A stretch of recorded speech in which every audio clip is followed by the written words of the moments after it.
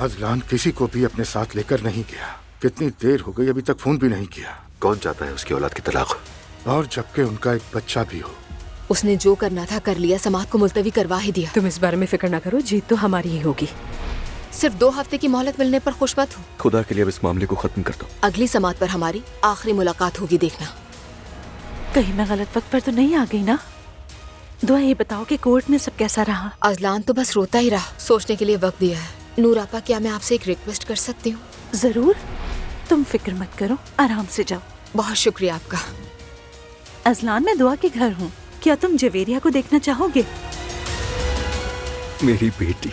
अल्लाह सलामत रखे इसे। चलो अजलान, चलो।